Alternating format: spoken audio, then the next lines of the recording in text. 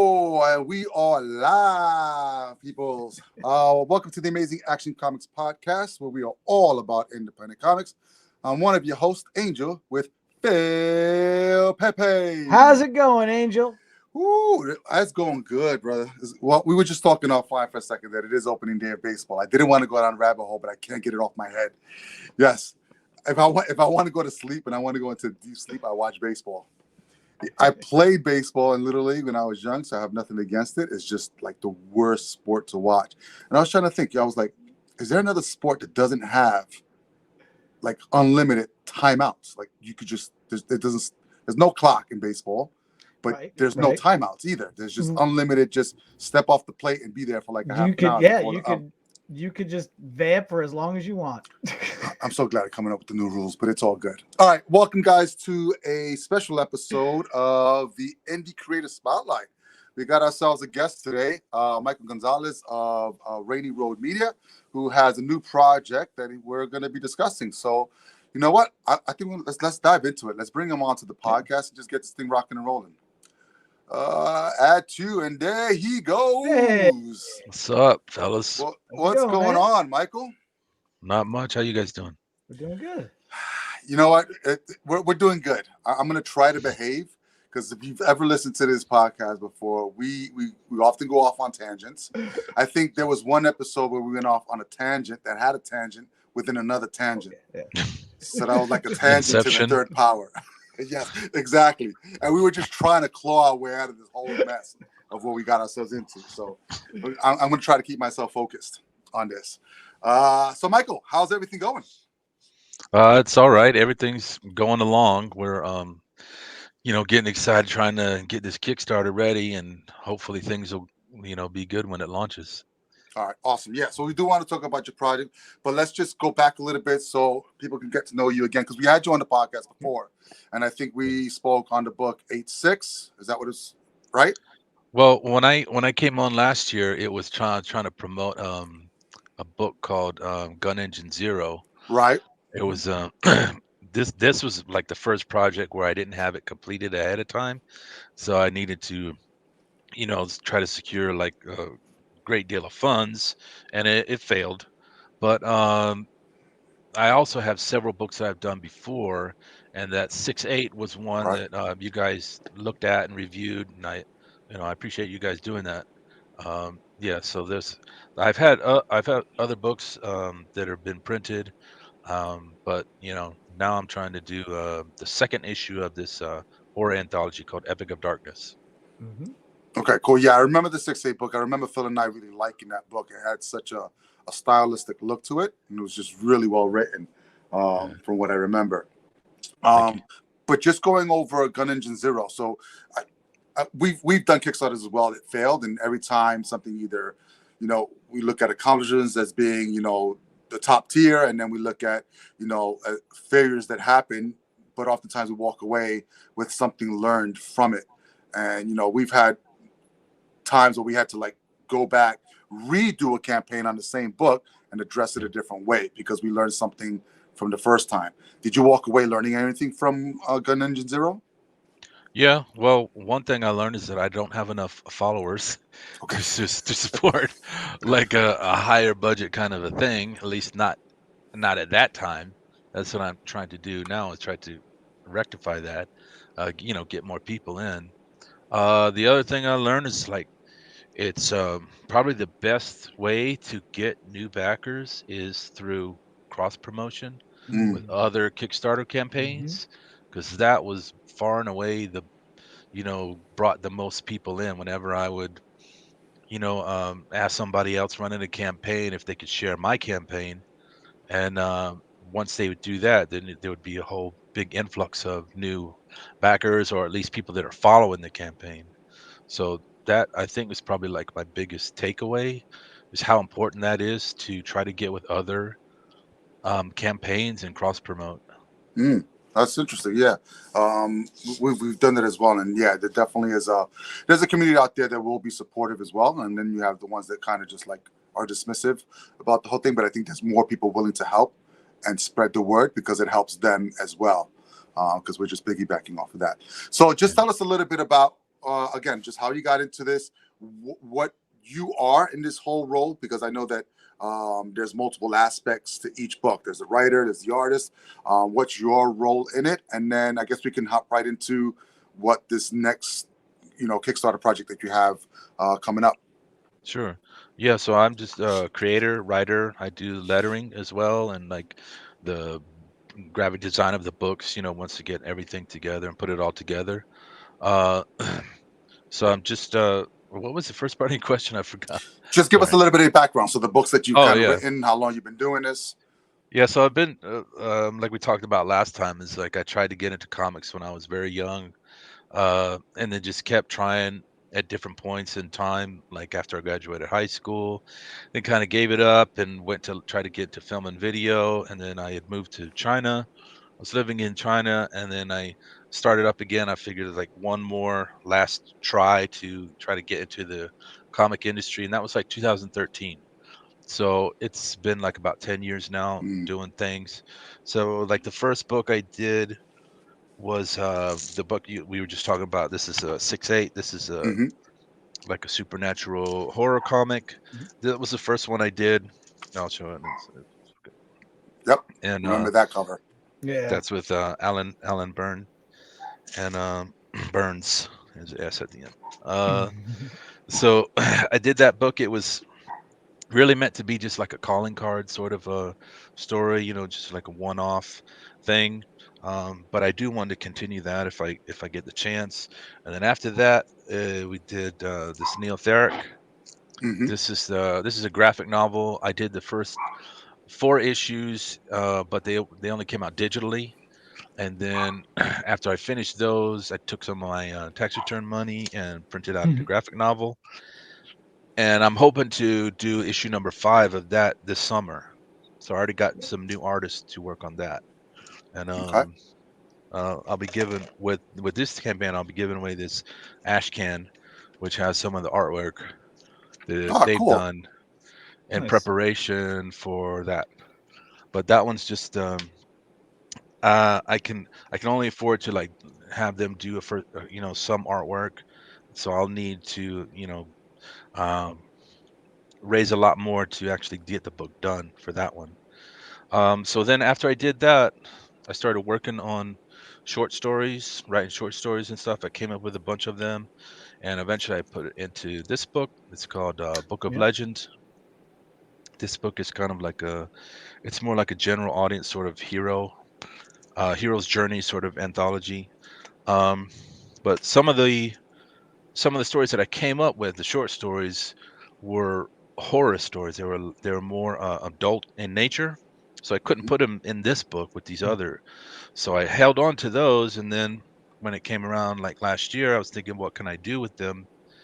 And so I thought, okay, well, I can do like a sister book to this, but it'll be an adult horror anthology.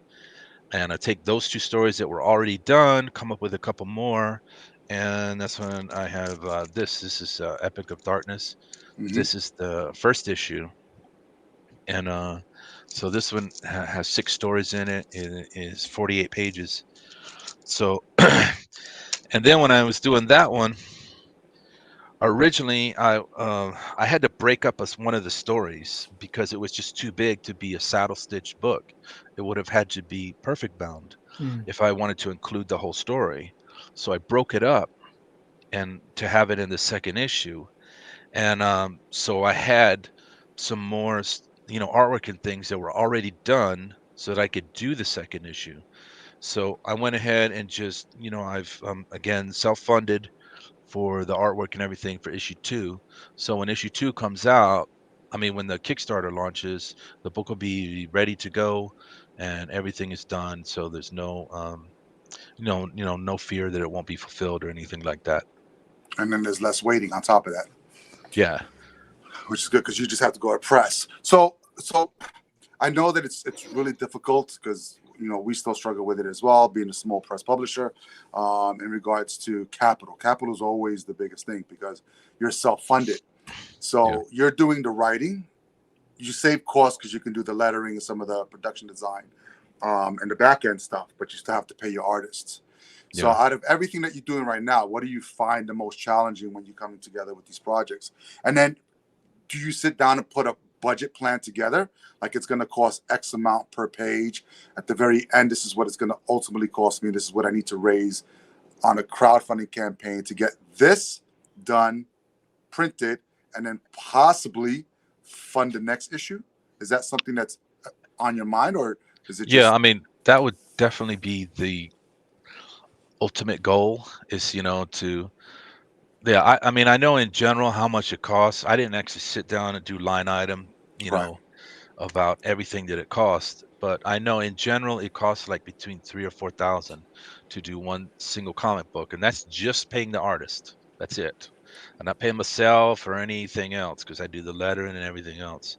But just to pay the artist to do it is like about four grand, Hmm. you know, because that's I know about like what I can afford to pay different artists to do the pages, and it's hovers around like $100. So if a book is like 28 pages, then it's $2,800. Or if it's like 40 pages, it's $4,000. So it's at this point, like with the artists I work with and what I've done before, that's the general range. So I know really like how much it actually costs me to make a book. Um, but at this point, like I was saying with Gun Engine Zero, when it failed, because I didn't self-fund it. So I only paid the guys to do 6 pages to, show a sample of what it Mm, would look like. Mm. I couldn't afford to pay them four grand, to get the book done first ahead of time. So, but like I said, for these other ones, I had a lot of stuff already done. So it's, like sunk cost kind of stuff. I've already spent the money, Mm. so I might as well just get out of it whatever I can get out of it. And when I did these books, really all I was looking for was just to get enough money to do a small print run. mm, And so I didn't have to spend any additional money to do that. And so that's was really just my goal, is trying to get enough money to do a small print run and hopefully bring more fans into it, to so that in the future, if I do the next one, there'll be more people that maybe then I can, reach an actual goal where it would, at least pay for itself. So that's kind of the goal that I'm, striving for with each one, is, just trying to get more people in, trying to get more backers, trying to get a little bit more money, and eventually get to the point where at least it breaks even. right. And That's the American dream, to break even, right?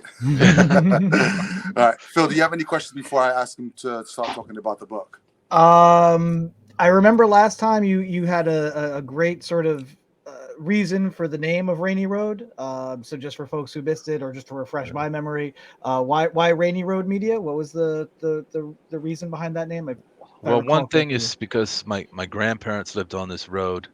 Their house is called Rainy Road. It wasn't spelled Rainy Road. It was a different spelling, but that's Mm, how you pronounce it. And since I was a military brat, an army brat, that was kind of like what I considered my home, Hmm. even though it was like my grandparents, because we'd go back there every summer and stuff like that. So I have like that connection to that. And then also because when I was thinking about what am I going to call this, just the idea of like you're a rainy road. You're on a road. It's sort of like evocative of this idea that you're kind of like by yourself on your own, kind of like striving for something. So facing the obstacles and all this kind of other things, but you just got to keep on keeping on. So that's kind of like that's why I just picked it. Cool. No, oh, I that's love cool. it. No, I It's like great. that. I also wanted to know, aside from Kickstarter, do you go to shows? Do you bring your samples to shows? Do you try and network there and try and get the buzz out at local shows, or do you even do bigger shows too? Well, I did last year. That was my first year where I thought I had enough books and stuff, where I could actually go to conventions. And it's something I did want to do from, a long time ago, is to Mm. go to conventions. So last year I went to like about 10 conventions. just to see, how it would go. And I tried doing that too, like, with Gun Engine Zero. I also had like an ash can, and I would give out the ash can to people that would come there. And I had, art pieces from that book, try to get people, interested in it and stuff like that. But that doing conventions, this is like a whole nother It's a whole nother road to go down. expense. It's a whole Yeah. nother hustle. Yeah, Yeah. absolutely. You know. And it's just like so much from that. It's like trying to figure out, because I would just basically, because I got family that lives down in Florida. So I went down to one last summer when my kids were on break. We kind of made a vacation out of it. We went down to Florida, and I just picked one there, and it turned out to be horrible.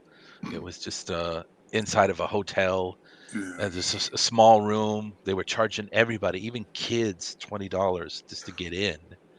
And I didn't know that ahead of time. It's like that's the other thing. It's like I learned, like, okay, you need to find out ahead of time, like, what are the organizers going to charge people just to get into the show? Mm. Because if they're charging them that much, how much money they're going to have once they get in the door to spend on your stuff? Yeah. So that was one thing. I went out to Nashville for a show there because that's kind of like the closest big city to me. And then I just did a bunch of like shows around this area. And so a lot of them were not very good, just didn't sell. But some of them I did pretty good. At least we broke even and made a little bit extra from the show. But it's just really weird. It's like it's real unpredictable about Mm. what's going to happen and what kind of audience is there. And this year I don't plan on doing other than the one local show here, and then there's one just at the next town over. I'll probably only do 2 shows this year because like the economies are like really bad, so I didn't want to, you know, keep spending too much money on it. Yeah. Shows they can be quite unpredictable. You got to do a ton of research, especially when it comes to like local shows, because most local shows, especially around here, they're not artist centered. They're mostly like back issue bin collectors. Flea So they're market. gonna go for the big two stuff, and it's not really. I don't want to say it's not independent friendly because they just bring everybody in, but it's not independent focused. So I know there's more and more shows that are starting to pop up that actually promote more of the independent scene rather than mainstream media. And those are the ones that you really got to try to hit because those are a different group in the dynamic, other than trying to do like the big re-pop conventions. Like I know Florida has their SuperCon. We have a bunch here up on the Northeast that happen, including New York Comic Con. You got Chicago C2E2. I mean, but you're talking about $650 for a table, which It's is crazy. crazy. Yeah, But yeah. you're also talking about thousands of people as far as traffic. So you have to outweigh it. Even if you don't make your money back, but you collect 1,000 emails or 2,000 emails, and those are people that you can email out, hopefully in the future, that will help build it up. The first step is trying to get into those shows. I mean, there's like secondary ones too, like Baltimore Comic Con. There's a bunch out there, but if you stick to the local ones only that aren't indie centric, then it becomes difficult trying to promote yourself because you got guys that are coming in that are probably in their mid 40s, 50s that want to get issues of when they were children, which is Spider-Man, Silver Age stuff, Golden Age stuff that they're looking for. And then we're sitting there for 8 hours. Either if I'm an artist and I'm just drawing for 8 hours, if you're a writer, you're trying to make connections and people that are just passing by. And it's funny because as many shows that I've done, the guys that come over to the table are great because they'll talk to you. But for the most part, people that are not there for other than what they're looking for in regards to, mainstream stuff, will walk by the table. They won't even make eye contact at all. It's just crazy. But yeah, I mean, you see them they just walk by like this.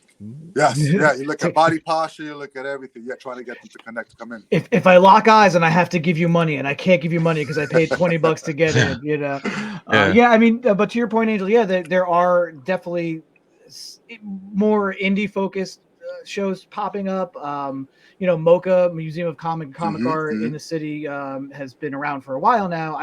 believe they're still going on. That's a great, I would say that that's the upper tier of like indie, shows like that. Brooklyn Comic Fest, I think, is another one that's all independent creators in Brooklyn. So it's great to see that. And I think you talked earlier about community and partnering up and networking. And I feel that as more of those indie shows pop up, more of an opportunity for creators to network with each other and, come up with maybe with a game plan together. But also you have people who are coming specifically to see indie creators, whether they be veteran indie creators or looking for that new thing to discover, which again is where you sit, Mike, with what you've been doing again, and because we could get into the book Epic of Darkness, because there's a lot of great discovery in there, I felt. Yeah. Well, and it's the book itself is the end product of what you're trying to accomplish, right? So the book can get created, and this is a constant conversation that I have with a lot of independent creators. Is they're focused on the book itself, which is good because the book needs to be completed, and I think the completion of the book, of whether it's a series, whether you're 3 issues ahead, 5 issues ahead, or if it's just a one shot, whatever it is understanding what the plan is with the book. When is it finished? How do we need to finish? How many issues? Yada, yada. Then there's the business aspect of it. All right, what's the overall cost that it's going to take to make this book come to, fruition? Then on top of that, most people don't do this. Most creators don't do this. How do I market the book? How much money do I have for that? And marketing part is, okay, how many conventions am I going to do this year? How much money do I have to put aside for tables at conventions? How much do I have to put aside for mailing? How much do I have to put aside for stationery supplies? Because all that stuff adds up. And then you look at your credit card bill and you're like, holy shit, where did all this money go? And as long as I've been doing this, we've been in sort of like, we've never been in the black. We've always been in the red, which means we're losing money. And I try to stay within a certain percentage of that red. So that way, when it comes to tax season, which nobody ever talks about either, you're writing everything off and you're showing a loss. And you need to, because you don't want to pay. If you have a successful campaign of, say $4,000, but it cost you $4,300, you shouldn't have to pay taxes on the $4,000 that you raised. But you need to be able to show as an independent where all that money went. So that's why all these line items that most people don't care about, because most creators just want to do one thing, and that's just create. But if you got something that's created, nobody's buying because you can't get out there to promote it. It becomes this like conundrum of a frustrating circle. Dude, I've got this, but nobody wants to buy it. Have you gone out to see people? No. Why? Because I can't. I'm creating, and it's a vicious circle. And as many times as I have the conversation, it gets quite frustrating and vexing because most people who want, that don't have the followers, that's the number one thing is, right? How do we gain more and more followers? And with social media, it's tending to become easier. But it's just constant content, right? It's more work sometimes doing the whole social media thing than it is to actually work on your book. I find it to be work myself. I'm like, oh my God, I got to do another post today. All right, I got to do another post today. All right, we got to do another podcast here. And so, but that's an important aspect of always staying out front, so that in this day and age, when people have so many options, so many YouTube channels to go to, so many TikTok channels to go to, plus the shows on top of that, if we're not consistent in our, not content creation for social media, we lose them. We lose them. It's crazy. It's crazy out there. But all right, that's my lecture. I'm moving on. But yeah, hopefully, because I've spoken to a lot of people who are, really successful, and it's a constant struggle to stay ahead of the game and stay in people's radar than it is to, create content, because everybody has great ideas and a lot of people execute them really well. But when it comes to the business aspect of it, they're completely lost. And I wish there was a resource for independent creators, like a centralized resource. There's a whole bunch of Facebook pages, and it's just people giving their opinion, but there isn't a central resource for how to manage the business aspect of independent comics so that we can create success. And guess who's not doing it? Because so we're not even going to go there. All right, but Michael, let's get into your book. So talk to us a little bit about this Epic of Darkness, because you already had an issue 1 come out, and so now you got your Kickstarter getting ready to launch mid-April. You have April 13th set as a date, hopefully, to launch. So yeah, talk to the audience a little bit about what Epic of Darkness is. Okay, so yeah, so it's an adult horror anthology. It's very adult. So if anybody's kind of squeamish on that, just be warned. And so the idea that I had with this is that I'm started trying to emulate, 2000 AD. I don't know if you guys know, it's Yeah. that's Yeah. where Judge Dredd started off, and he's like, obviously their most famous character. So a lot of times they'll have a judge, he's their main feature. So they'll have a Judge Dredd story, and then they'll have just random other stories with it. And that's kind of like what I'm trying to do with this is that character there that you see on the screen, that for now I call her Lady X, but that's not her real name. In the second issue, you'll find out what her name is, or Hmm. at least what people call her. And there's a whole story behind that'll come out. Uh, so she's like the feature of the story, and it's her adventures are all serialized. Well, most of them will be. Like this first one will be serialized over. This one is going to be over like the first four issues, I believe. Then there's another main character whose name is Grave, and he's kind of like a World of Warcraft Conan type of situation. His story is serialized, but then there's other things that will be self-contained stories, and it's in color and in black and white. It's just a mix of, hodgepodge kind of thing. The general theme of these stories, or which I kind of discovered on the way of like writing them, is basically sort of like the where humanity is heading, like Mm. this sort of like the downfall of mankind. So if anybody's watched like Black Mirror, Hmm. there's sort of like a similar, I guess, kind of a vibe to it.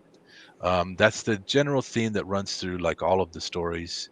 Um, but I had just like a whole bunch of ideas for horror stories, and I don't know why, because I really, a while back, I never, before I did the 6/8, I never really even thought about doing horror. Hmm. So it's kind of weird that it's just, come up like that. But I had a whole bunch of different ideas for, stories. Like some are very short, like maybe a couple pages, and some are, like expansive sort of adventures. And instead of me trying to figure out how can I do each one of these in their own comic book, I figured, okay, well, why don't I just do another anthology? And that way I can put whatever ideas I have into that book, fit them in whenever I can and do like that. So, Nice. So now yeah. all the stories are written by you, correct? Yes. But you have different artists working on different stories. Yeah, I try to find artists that match the tone and like the feel of the story. Just like, with 6/8, obviously that was a big part of that story, was the artist, the way that he, his style really fit the sort of the atmosphere of Yep. that Mm. story. So I really concentrate on trying to find artists whose style matches whatever the story is, because some stories are kind of like dark humor, like the dark fantasy. Some of the, like this girl story is kind of like a dystopian sci-fi kind of like a story like that. So yeah, so I searched through Facebook and different things trying to find artists that'll match, and whoever's I can afford and whoever's available and wants to do it, then I'll try to work with them and give some variety to the book. Cool. Yeah, yeah. Mm. I mean, you gave us a preview copy, which was pretty cool. I like to actually read the whole thing because I was really intrigued. And then the art styles are so different, and I love the different takes on the artist. Like I haven't seen Zippertone in forever, and I saw this one story had a bunch of Zippertone in it. Just looked beautiful. It's black and white and stuff. Yeah, that's the Uh, great story. yeah, it's pretty cool. So yeah, that's exciting. So all right, so what's your plan then with this? Do you have an end issue number, or is this an ongoing anthology series for yourself?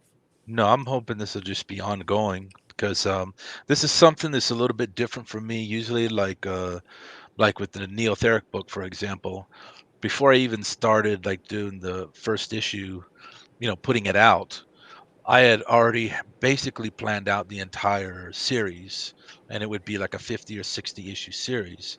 So I already know exactly how that story's going to end. Hmm. And that's usually what I do. I like to plan things out as much as I can into the future, so that I can set things up, early on, and then have those come pay them off later on. But with this one, I intentionally wanted to not do that.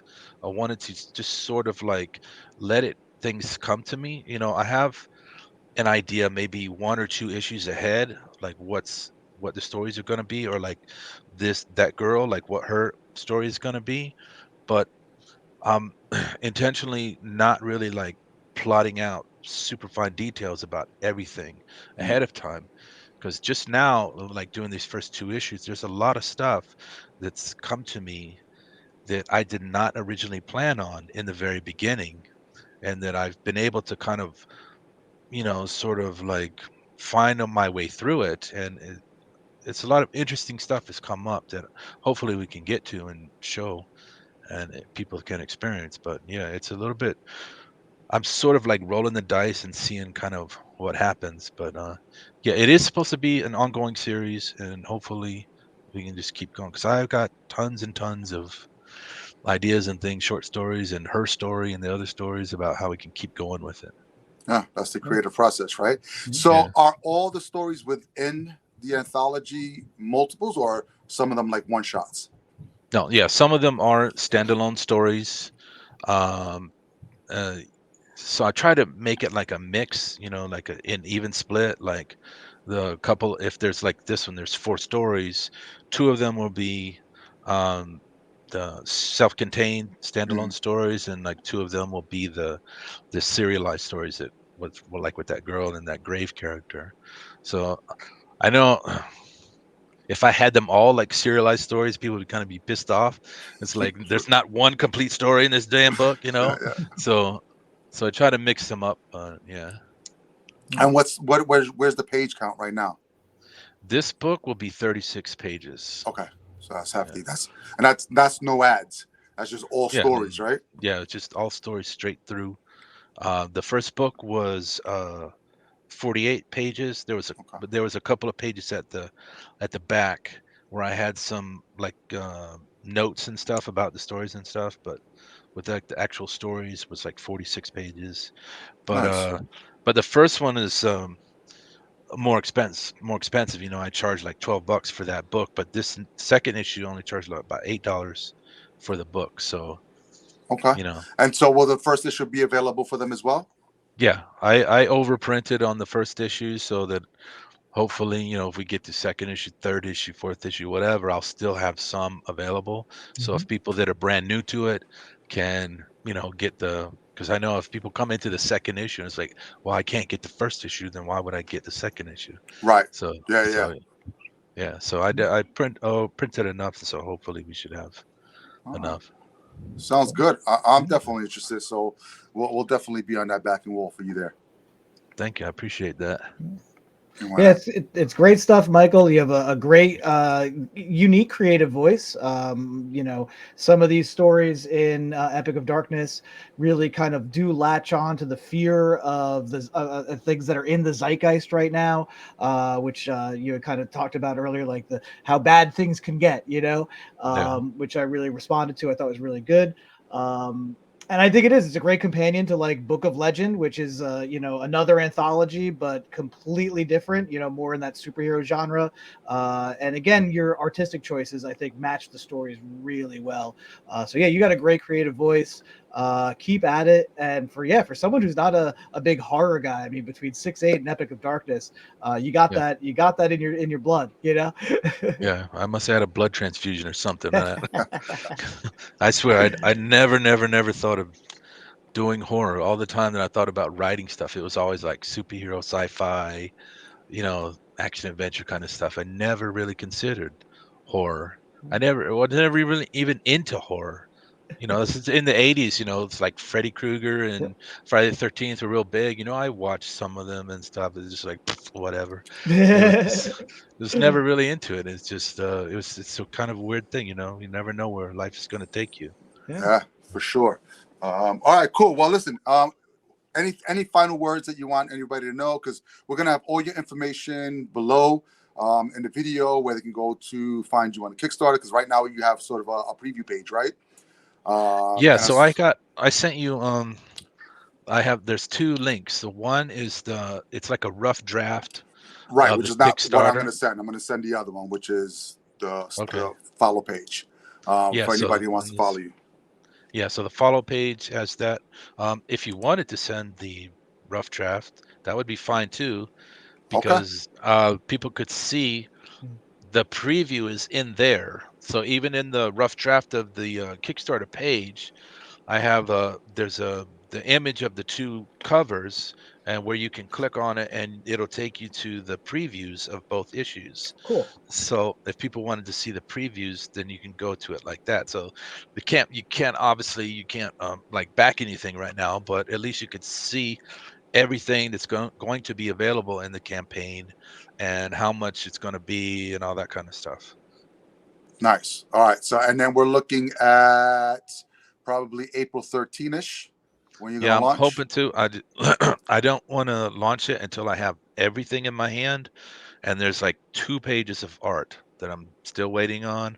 Okay. He's already shown me the pencils, so hopefully, and this is going to be in black and white, so there's no coloring that I have to wait for. Um, so hopefully that'll be. It's got still 2 more weeks, so I would imagine that I should have that soon. So that's it. That's the last little piece of the puzzle that needs to be in. So I'm hoping for 13 that we'll be able to launch. Nice. Cool. All right. Well, you heard it here first, folks. So we're looking at probably April 13th. We're wishing Michael the best.